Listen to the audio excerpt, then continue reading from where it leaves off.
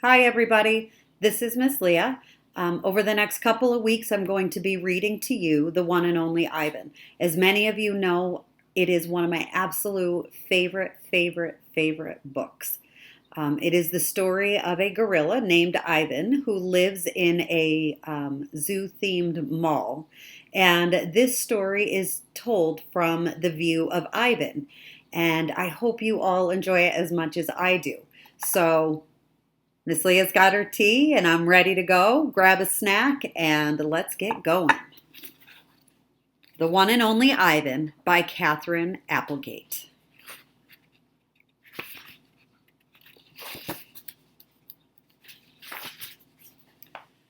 It says, "Hello, I am Ivan. I am a gorilla. It's not as easy as it looks. People call me the freeway gorilla, the ape at exit 8, the one and only Ivan, mighty silverback. The names are mine, but they're not me. I am Ivan, just Ivan, only Ivan. Humans waste words. They toss them like banana peels and leave them to rot. Everyone knows the peels are the best part. I suppose you think gorillas can't understand you. Of course, you also probably think we can't walk straight. Try knuckle walking for an hour. You tell me, which way is more fun? I've learned to understand human words over the years, but understanding human speech is not the same as understanding humans. Humans speak too much. They chatter like chimps, crowding the world with their noise even when they have nothing to say. It took me some time to recognize all those human sounds, to weave words into things, but I was patient. Patience is a useful way to be when you're an ape. Gorillas are as patient as stones. Humans, not so much. How I look. I used to be a wild gorilla, and I still look the part. I have a gorilla's shy gaze, a gorilla's sly smile. I wear a snow saddle of fur, the uniform of a silverback. When the sun warms my back, I cast a gorilla's majestic shadow. In my size, humans see a test of themselves. They hear fighting words on the wind when all I'm thinking is how the late day sun reminds me of a ripe nectarine. I'm mightier than any human, 400 pounds of pure power. My body looks made for battle. My arms outstretched, spans taller than the tallest human. My family tree spreads wide as well. I am a great ape, and you are a great ape, and so are chimpanzees and orangutans and bonobos, all of us distant and distrustful cousins. I know this is troubling. I too find it hard to believe there is a connection across time and space, linking me to a race of ill-mannered clowns. Chimps? There's no excuse for them.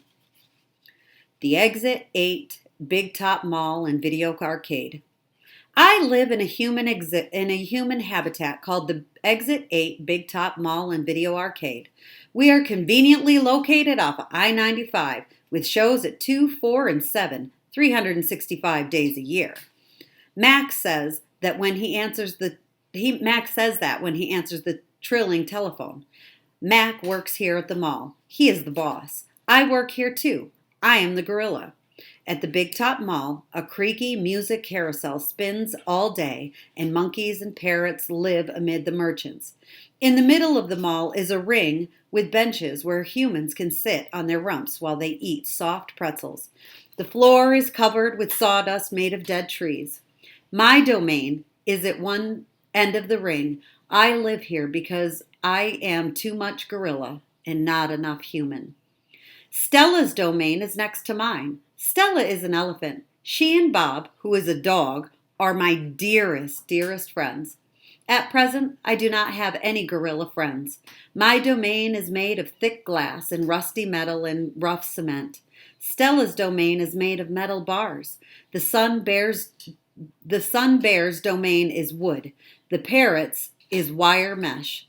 3 of my walls are glass. One of them is cracked, and a small piece, about the size of my hand, is missing from its bottom corner.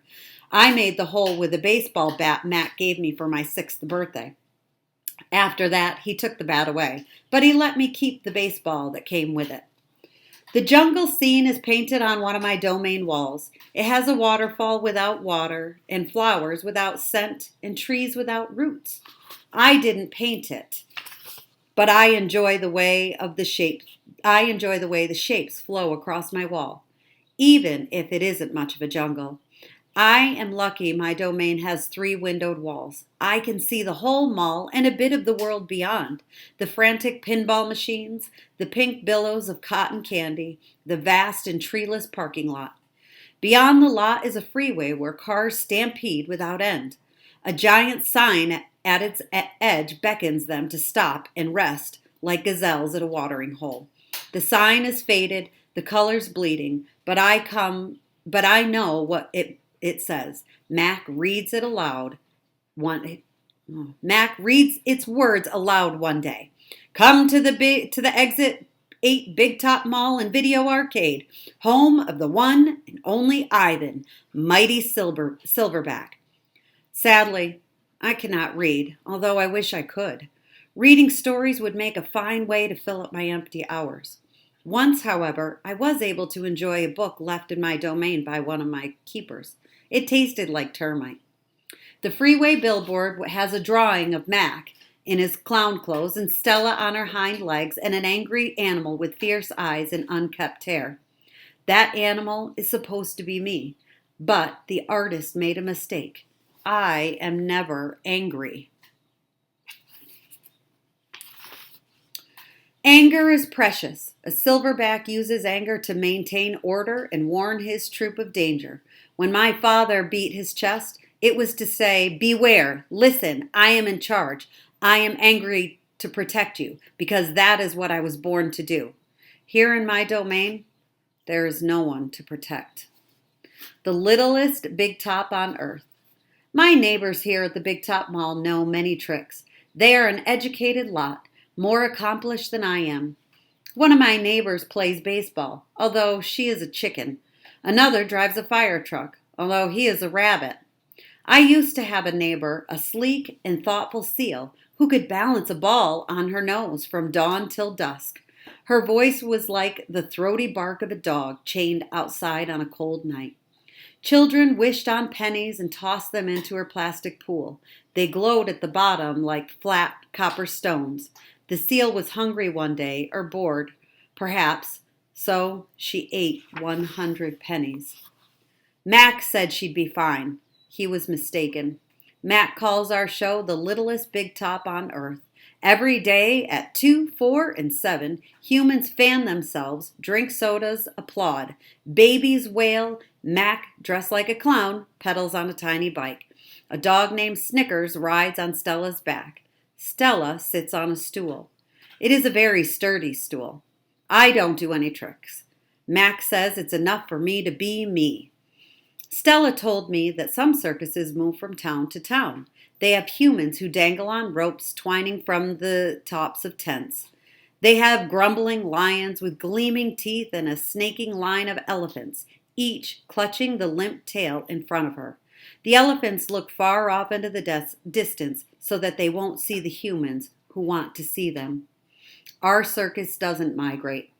We sit where we are, like an old beast We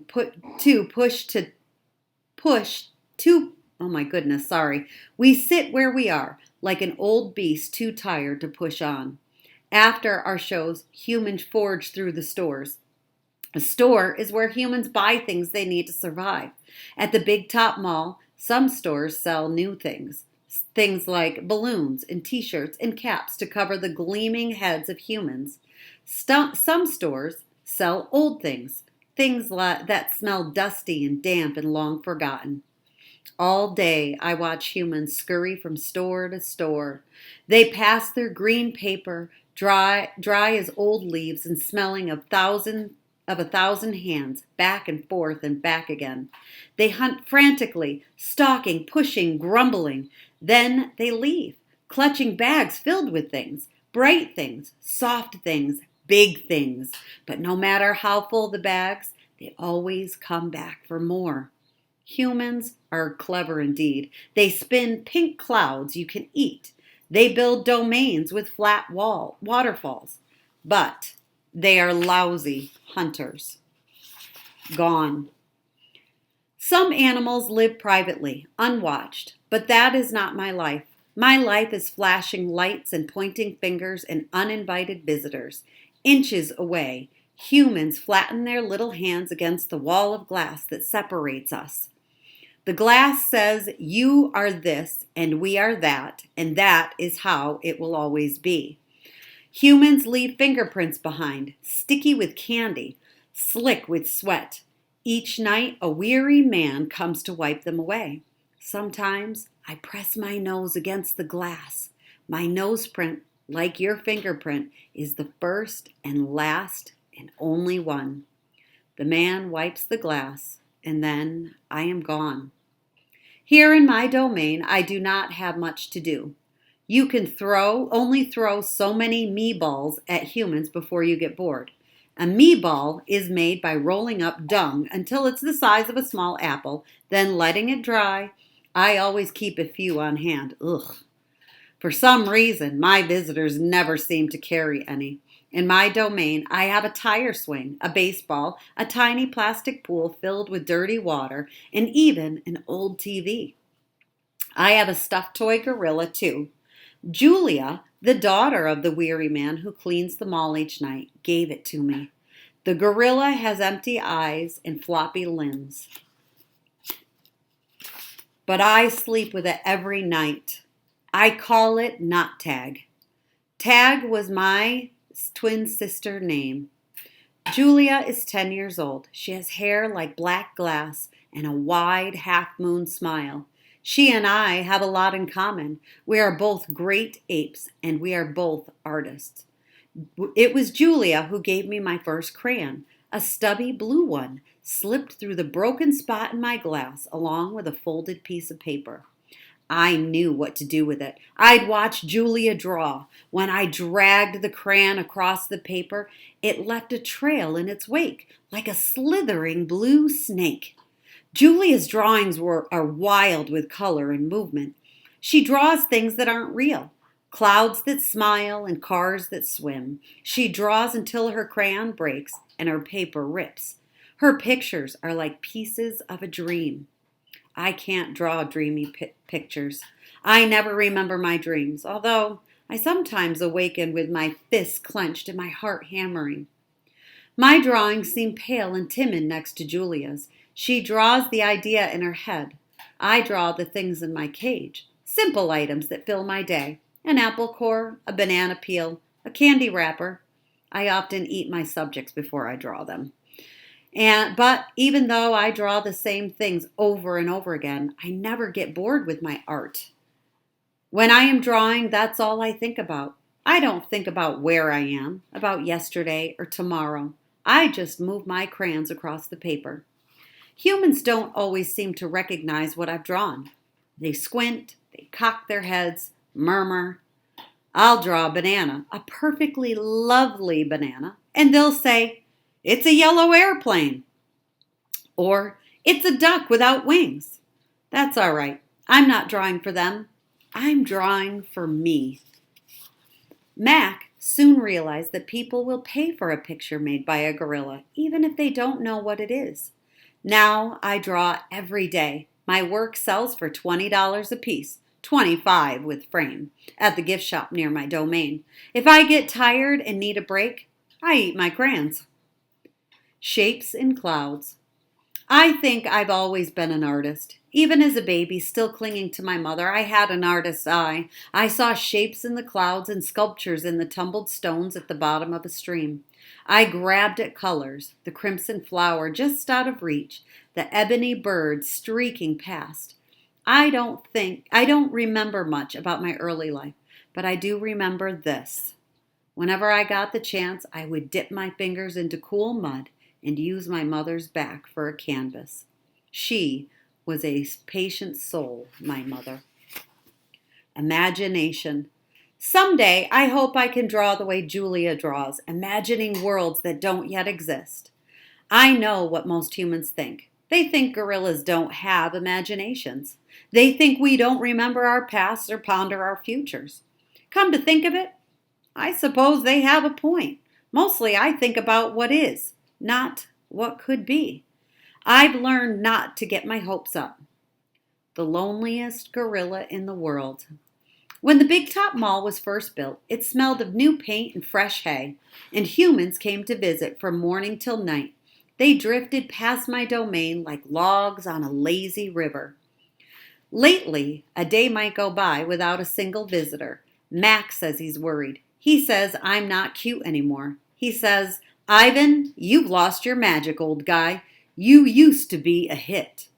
It's true that some of my visitors don't linger the way they used to. They stare through the glass. They cluck their tongues. They frown while I watch my TV. He looks lonely, they say. Not long ago, a little boy stood before my glass, tears streaming down his smooth red cheeks. He must be the loneliest gorilla in the world, he said, clutching his mother's hand. At times like that, I wish humans could understand me the way I understand them. It's not so bad. I wanted to tell the little boy, with enough time, you can get used to almost anything. TV. My visitors are often surprised when they see the TV Mac put in my domain. They seem to find it odd, the sight of a gorilla staring at tiny humans in a box. Sometimes I wonder, though, isn't the way they stare at me, sitting in my tiny box, just as strange? My TV is old. It doesn't always work, and sometimes days will go by before anyone remembers to turn it on. I'll watch anything, but I'm particularly fond of cartoons with their bright jungle colors. I especially enjoy it when someone slips on a banana peel. Bob, my dog friend, loves TV almost as much as I do. He prefers to watch professional bowling and cat food commercials. Go figure, the dog likes cat food commercials. Bob and I have seen many romance movies too. In romance, there is much hugging and sometimes face licking. Ugh. I have yet to see a single romance starring a gorilla. We also enjoy old Western movies.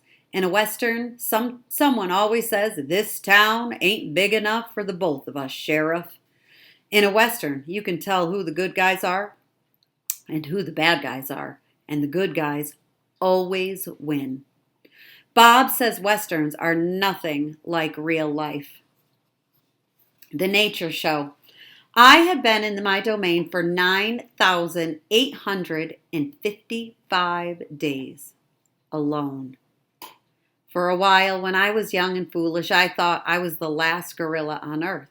I tried not to dwell on it. Still, it's hard to stay upbeat when you think there are no more of you. Then one night, after I watched a movie about men in black hats with guns and feeble-minded horses, a different show came on. It was not a cartoon, not a romance, not a Western. I saw a lush forest. I heard birds murmuring. The grass moved. The trees rustled. Then I saw him. He was a bit threadbare and scrawny, and not as good looking as I am, to be honest. But sure enough, he was a gorilla. As suddenly as he appeared, the gorilla vanished, and in his place was a scruffy white animal called, I learned, a polar bear, and then a chubby water creature called a manatee, and then another animal, and another. All night I sat wondering about the gorilla I'd glimpsed. Where did he live? Where would he ever come to visit? If there was a he somewhere, could there be a she as well? Or was it just the two of us in all the world, trapped in our own separate boxes? Stella. Stella says she is sure I will see another gorilla, live gorilla someday, and I believe her because she is even older than I am and has eyes like black stars and knows more than I will ever know. Stella is a mountain. Next to her, I am a rock, and Bob is a grain of sand. Every night when the store closes and the moon washes the world with milky light, Stella and I talk. We don't have much in common, but we have enough. We are huge and alone, and we both love yogurt raisins. Stella tells stories of her childhood, of leafy canopies hidden by mist and the busy songs of flowing water. Unlike me, she recalls every detail of her past. Stella loves the moon with its untroubled smile. I love the feel of the sun on my belly. She says, "It is quite a belly, my friend." And I say, "Thank you, and so is yours." We talk, but not too much. Elephants, like gorillas, do not waste words. Stella used to perform in a large and famous circus, and she still does some of those tricks for our show. During one stunt, Stella stands on her hind legs while Snickers jumps on her back. It's hard to stand on your hind legs when you weigh more than 40 men. If you are a circus elephant and you stand on your hind leg while a dog jumps on your head, you get a treat. If you do not, the claw stick comes swinging. Elephant hide is thick as bark on an ancient tree, but a claw stick can pierce it like a leaf. Once, Stella saw a trainer hit a bull elephant with a claw stick. A bull is like a silverback, noble, contained, calm, like a cobra is calm. When the claw stick caught in the bull's flesh, he tossed the trainer into the air with his tusk. The man flew, Stella said, like an ugly bird. She never saw the bull again. And there's Stella. Stella's trunk. Stella's trunk is a miracle. She can pick up a single peanut with elegant precision, tickle a passing mouse, and tap the shoulder of a dozing keeper. Her trunk is remarkable, but still it can't unlatch the door of her tumble-down domain. Circling Stella's legs are long-ago scars from the chains she wore as a youth. Her bracelets, she calls them. When she worked at a famous circus, Stella had to balance on a pedestal for her most difficult trick. One day she fell off and injured her foot. When she went lame and lagged behind the other elephants, the circus sold her to Mac. Stella's foot never healed completely. She limps when she walks, and sometimes her foot gets infected when she stands in one place for a long time.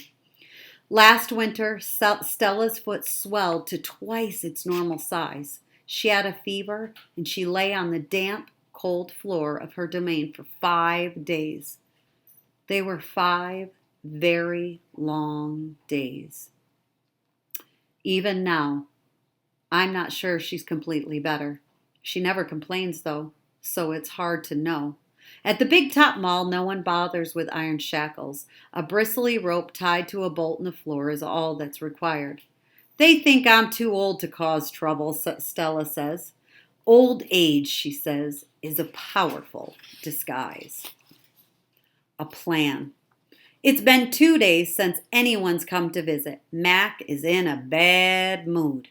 He says we are losing money hand over fist. He says he is going to sell the whole lot of us. When Thelma, a blue and yellow macaw, demands, "Kiss me, big boy," for the 3rd time in 10 minutes, Mac throws a soda can at her. Thelma's wings are clipped so that she can't fly, but she can still hop. She leaps aside just in the nick of time. "Pucker up," she says with a shrill whistle. Mac stomps to his office and slams the door shut. I wonder if my visitors have grown tired of me. Maybe if I learn a trick or two, it will help. Humans do seem to enjoy watching me. Luckily, I am always hungry. I am a gifted eater. A silverback must eat 45 pounds of food a day if he wants to stay a silverback. 45 pounds of fruit and leaves and seeds and stems and bark and vines and rotten wood. Also, I enjoy the occasional insect. I'm going to try to eat more. Maybe then we will get more visitors. Maybe I will eat 50 pounds of food. Maybe even 55. That should make Mac happy. Bob. I explain my plan to Bob. "Ivan," he says, "trust me on this one. The problem is not your appetite." He hops onto my chest and licks my chin, checking for leftovers. Bob is a stray, which means he does not have a permanent address. He is so speedy, so wily, that mall workers long ago gave up trying to catch him. Bob can sneak into cracks and crevices like a tracked rat. He lives well off the ends of hot dogs he pulls from the trash. For dessert, he laps up spilled lemonade and splattered ice cream cones.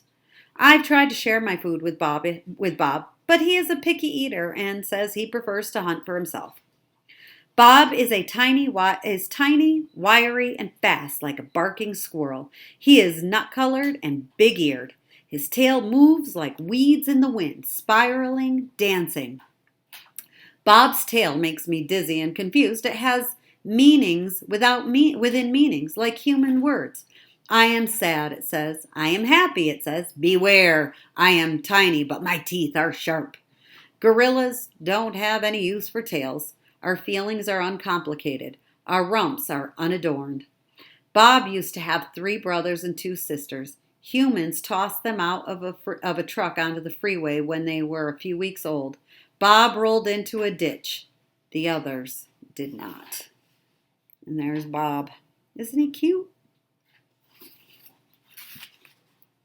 His first night on the highway, Bob slept in the icy mud of the ditch. When he woke, he was so cold that his legs would not bend for an hour. The next night, Bob slept under some dirty hay near the Big Top Mall garbage bins. The following night, Bob found the spot in the corner of my domain where the glass is broken. I dreamed that I'd eaten a furry donut. When I woke in the dark, I discovered a tiny puppy snoring on top of my belly. It has been so long since I'd felt the comfort of another's warmth that I wasn't sure what to do. Not that I hadn't had visitors. Mac had been in my domain, of course, and many other keepers. I'd seen my share of rats zip past, and the occasional wayward sparrow had fluttered in through a hole in the ceiling. But they never stayed long. I didn't move all night for fear of waking Bob. Wild. Once I asked Bob why he didn't want a home. Humans, I'd noticed, seemed to be irrationally fond of dogs, and I could see why a puppy would be easier to cuddle with than a gorilla. Everywhere is my home, Bob answered. I'm a wild beast, my friend, untamed, undaunted.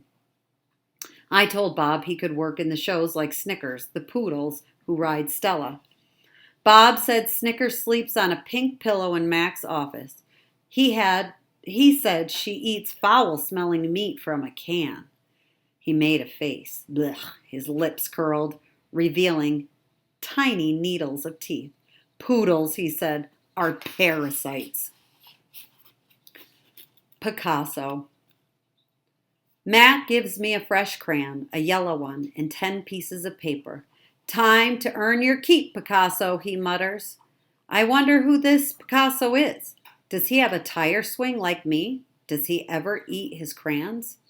Do you guys know who Picasso is? Picasso is a very famous artist from a long time ago.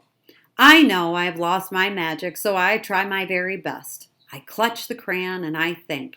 I scan my domain. What is yellow? A banana.